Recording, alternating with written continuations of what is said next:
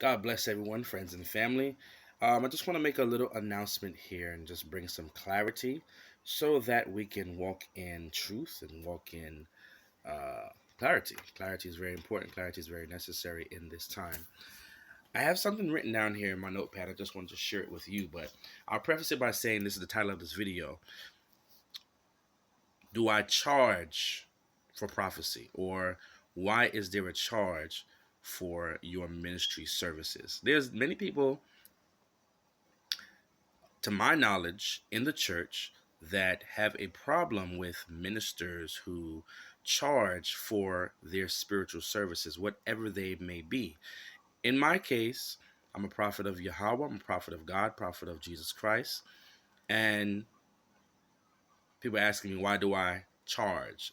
I'm I'm throwing up the quote signs for a reason. I'm gonna explain that in a second. Or why is there a fee to get ministry from you, to get a prophetic life coaching session, to get a prophecy from you or anything? Why is there a charge? Why is there a fee? Now let me break this down. And let me just go ahead and read this so you can understand why is there a charge or a fee. All right? By the way, my name is Travis Wright, just to let you know who I am.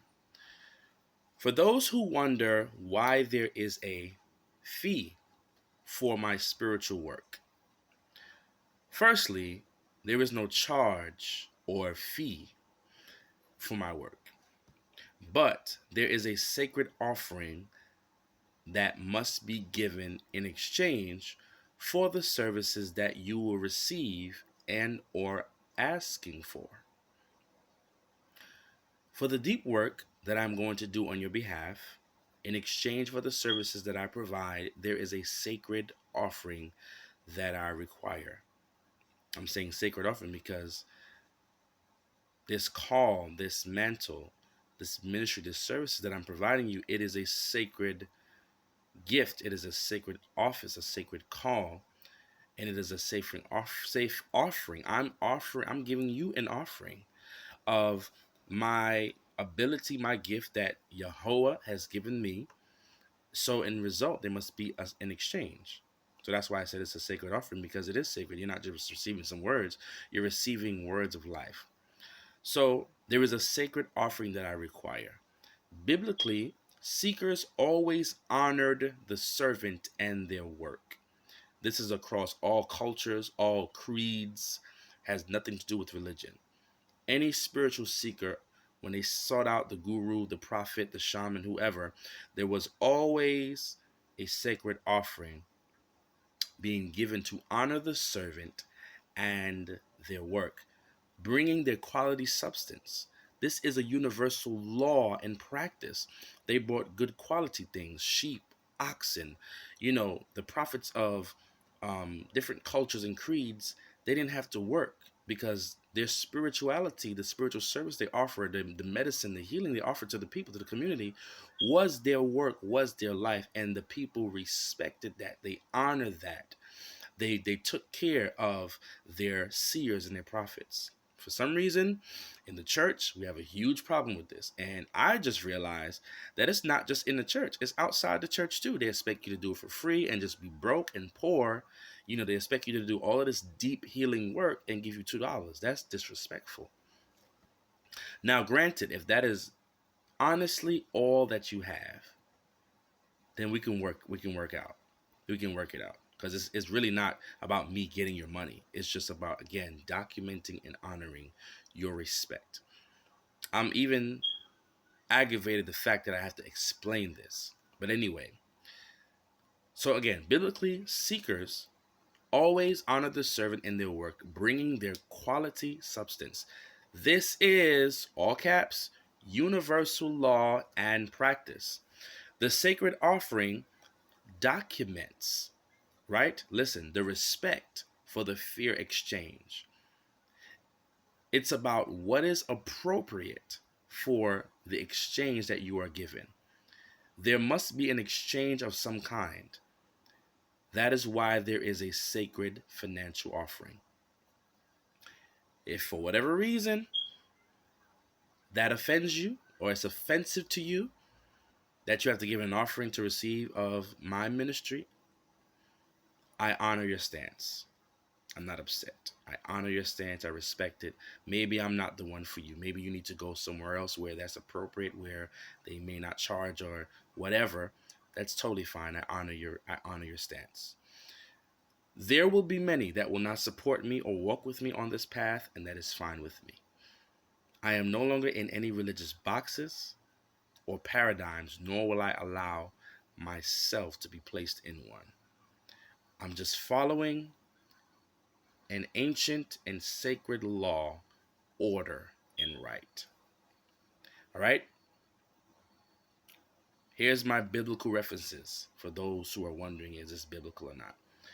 1 Samuel chapter 9, verse 6 through 9.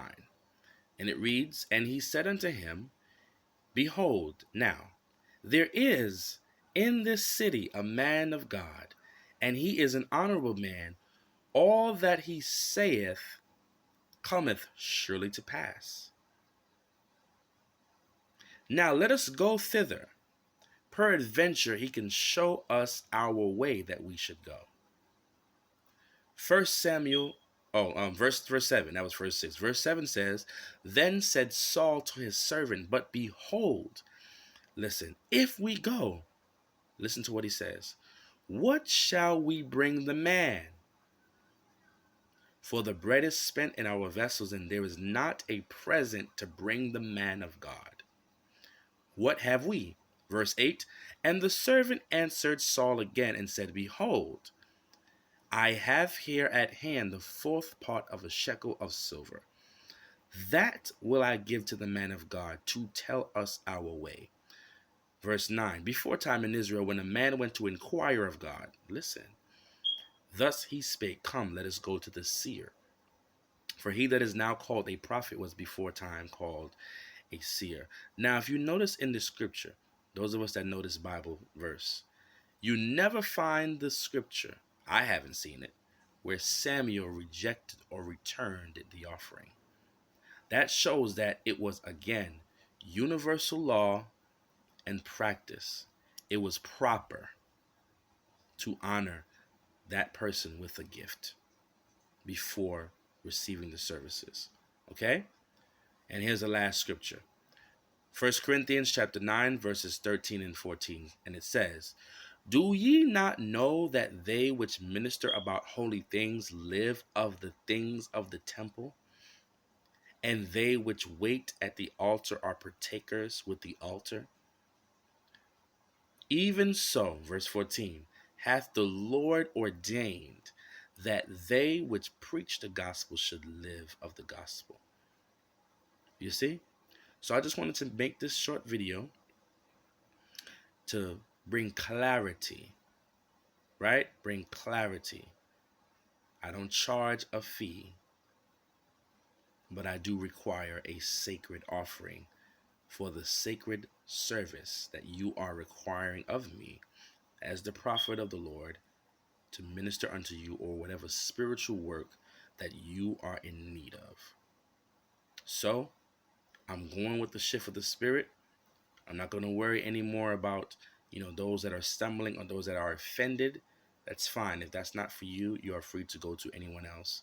But I'm going to believe God. They're going to be people that's going to meet me at this level of consciousness, whether inside the church or outside the church. My gift is not limited to Christian people, although I am a Christian, but my gift is not limited to church people. So I just wanted to make that clear. God bless you. Shalom. Yehovah bless you. Yehoshua cover you under his blood. Be filled with the Ruach HaKodesh. Shalom. Travis L. over and out.